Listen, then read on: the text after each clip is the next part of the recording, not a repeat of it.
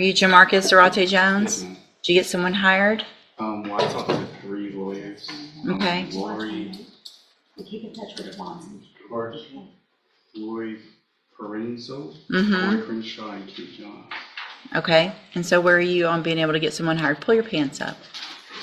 Just wearing a belt doesn't do it. Pull them all the way up so that I can't see your underwear sticking out the front. And nobody wants to see it sticking out the back. You understand? Okay. So where are you on being able to get someone hired? I'm not physically couldn't. Are you working? No, Why aren't you working? because of these charges currently. Okay. Were you working before? Yes, How old are you? I'm 21. Okay.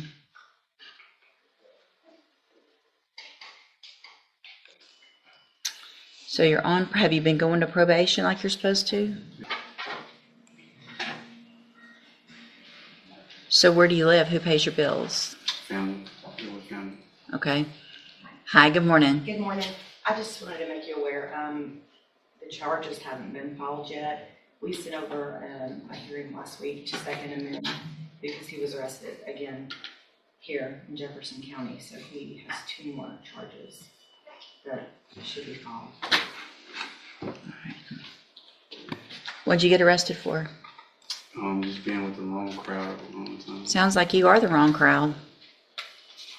You're not? You're on probation for theft of a firearm and you've been arrested twice now? Since this, right? Is that what you're saying? Yes, ma'am. Well, he was arrested in March, but he was also arrested June the 18th for possession of marijuana and unlawfully carrying a weapon.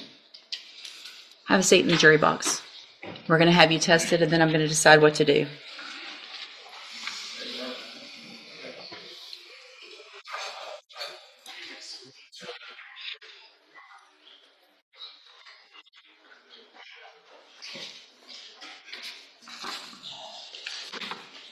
Mr. Jones, yes, sir.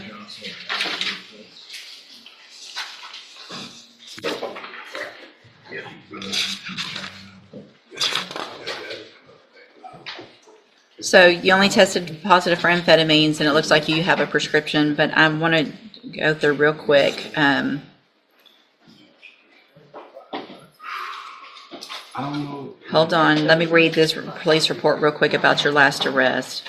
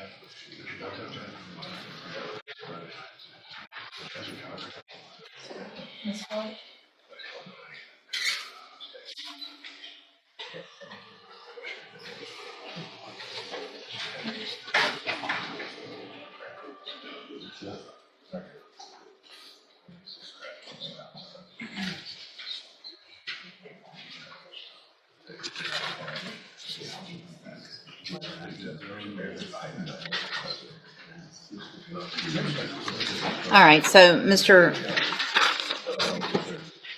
Jones,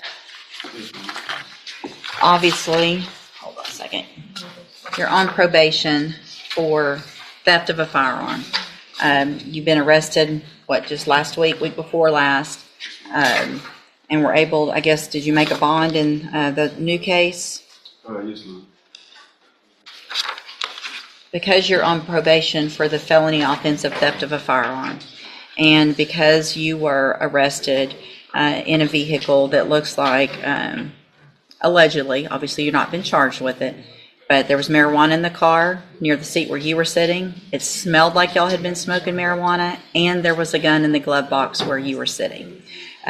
So I'm going to find that the bond that I set set in the motion to revoke your probation case is not in the best interest of our community. I'm going to find that because you've been arrested while you were on that bond, it is appropriate for me to raise that bond. And at this time, I'm raising your bond to $200,000. You can go back with the bailiff. Hand it to the bailiff.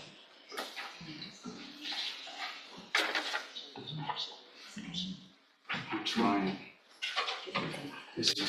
You got to try harder than being in a car with a gun and marijuana while you're on probation. You've got a motion to revoke your probation. Understand. Go with the bailiff. We'll figure it out. We'll get you a lawyer appointed and we'll figure it out. Previously in court, in cause number 242309, entered a plea of guilty to the third-degree felony offense of evading arrest or detention with the use of a vehicle. I've received the pre-sentence report. Has everyone had an opportunity to review that report? We have, Your Honor. Yes, sir. Are there any additions or corrections? Just an update, Judge. Page 3 shows that Mr. Smith is unemployed. He tells me that he's been working for about 3 weeks at Post Contractors. He's a foreman out there, making about $21 an hour. So I know y'all know what my concern is here, that there were 2 felony probations just in the last 5 years that were revoked in the last 3 years. 2 different probations, one here and one in Brazoria County. So I don't have good warm fuzzies about you being successful on another probation. Can I say something? Mm-hmm. That was a whole another life ago. I've corrected my life. I've been sober for 3 years now. I've been focusing on nothing but working. This evading arrest was actually a discrepancy that I didn't pull over fast enough with the officer, and I haven't been living that way in over 3 years now. So if you give me a chance, I'll show you that I can do it. Okay. Mr. Smith, any reasons not to go forward then? All right, so I'm going to give you this opportunity. I do hope you take advantage of it and that you really have made those changes. I'm going to find sufficient evidence to find. By now, the pattern is clear.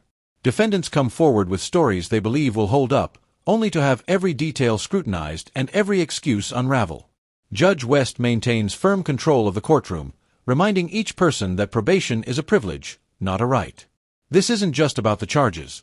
It's about whether they can demonstrate they deserve another chance, or whether their time has finally run out. And at this time find you guilty of evading arrest or detention with the use of a motor vehicle. Sentence you in accordance with the agreement you made to a term of 10 years in the institutional division of the Texas Department of Corrections, but I'm suspending that. You'll be placed on probation for 6 years. You're ordered to pay the $1,000 fine and to follow all of the rules and conditions of probation. If you do that, then as you know, for all practical purposes, your case here in court is over. You'll be able to serve that sentence while you're out on probation. The other side, however, in this case, is you've already agreed to a 10-year sentence. So if you violate your probation, you have that 10-year sentence hanging over your head. I'm going to hand you the trial court certification that shows this was an agreement that I followed, and so you've waived your right to appeal.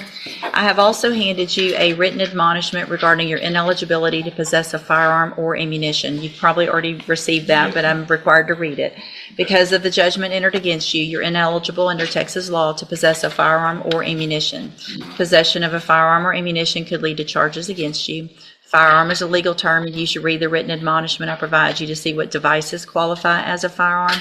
If you have questions about the laws that make you ineligible to possess a firearm or ammunition, or about how long that lasts, you can talk to Mr. Rojas. And it's my understanding, take him down there, and something's going to happen on that misdemeanor this morning. We're just going to dismiss it, Judge, so Okay. I can walk down and see if I can find which court is it. I think it's county court 3. I can walk down there. Okay.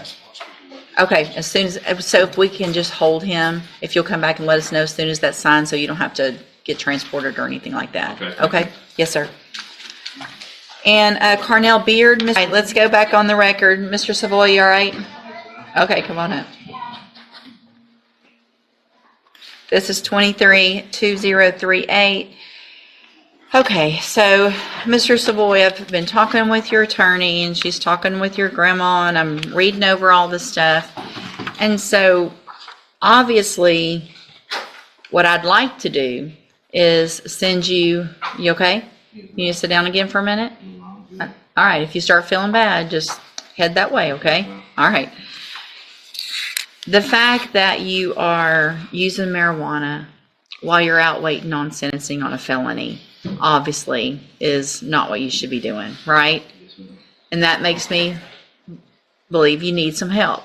I don't need. Oh yeah, you're going to get some help, all right? I take the help, but like I don't need it. Well, if you do need the help, otherwise you would have been making better decisions and you wouldn't have been smoking marijuana before you showed up today, right? The only reason why because my grandma, she was in the hospital. But here's the thing. We all have issues. That's not it's not a reason. You can't say the only reason is because she was sick. Everybody here has family that has issues. We lose loved ones. Those things happen. And when they do, you can't smoke marijuana to make you feel better. Because it really doesn't make you feel better, but very temporarily, if that. Keep me calm. Well, you're going to have to do something else to stay calm, no matter what happens with your grandma. Do you understand? Do you understand? Answer out loud. Yes, ma'am. Because what I'm going to do today is give you an opportunity to be on this probation and not put you in inpatient treatment. So you're going to get to go home with her today. But if she gets sick again and she has to go to the hospital and you get stressed out, you're going to go to probation and say, I need help. You're not going to start using marijuana because you're going to end up going to prison and not just rehab. Do you understand?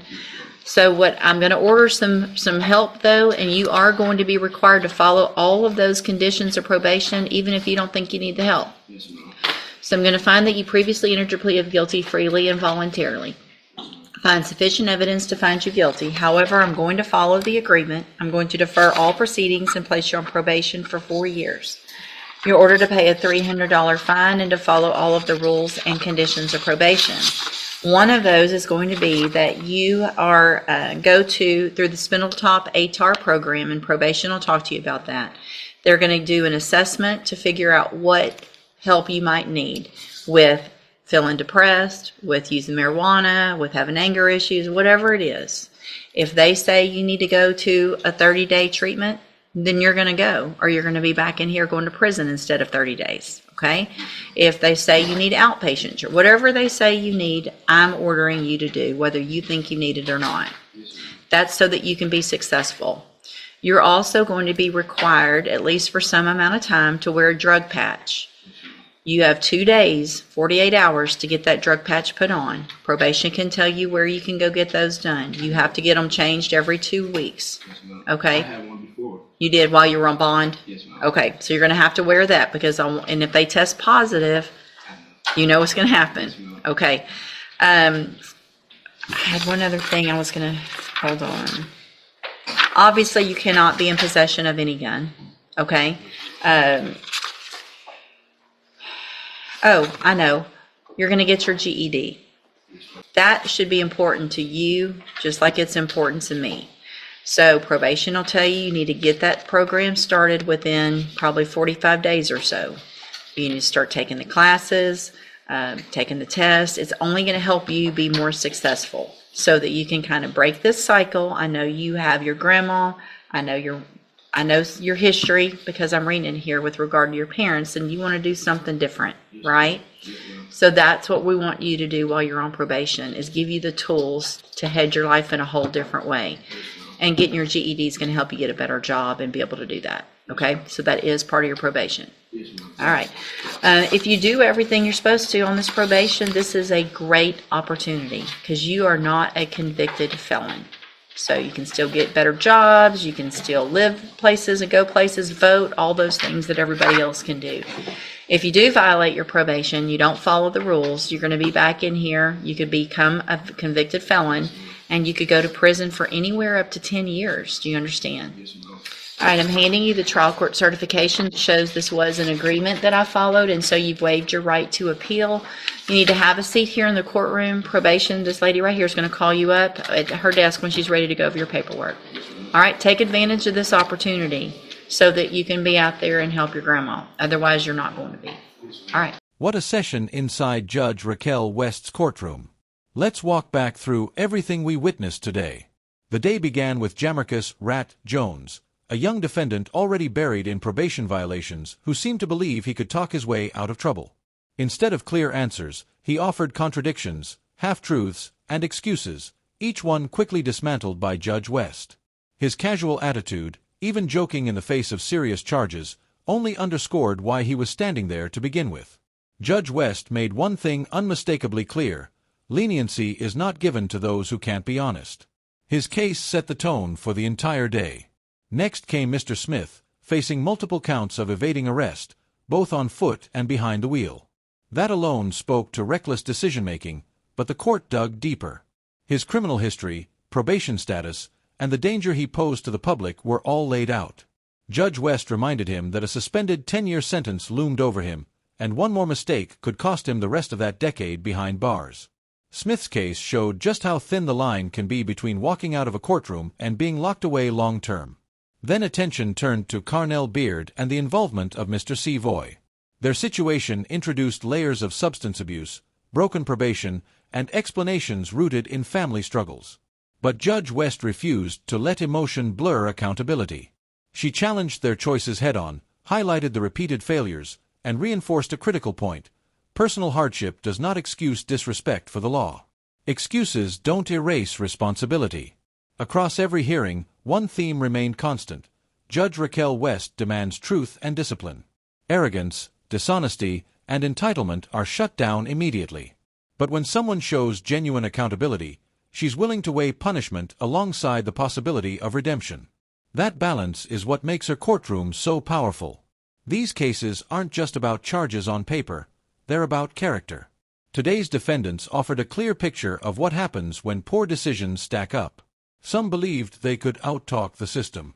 Others seemed stunned to learn probation isn't a free pass. Judge West made sure they all left with the same message: freedom has limits, and respect for the law is not optional. So what stood out to you the most? Jones's reckless attitude? Smith's close brush with a decade-long sentence? Or the way Judge West dismantled every excuse placed before her? Share your thoughts in the comments. I want to know which moment hit you the hardest. And if you found this breakdown valuable, don't forget to like the video, subscribe, and hit that notification bell. More cases are coming, each revealing the raw reality of what happens when everyday choices collide with the justice system. Until next time, remember, inside Judge Raquel West's courtroom, the truth always comes out, and only those who respect it walk away with another chance.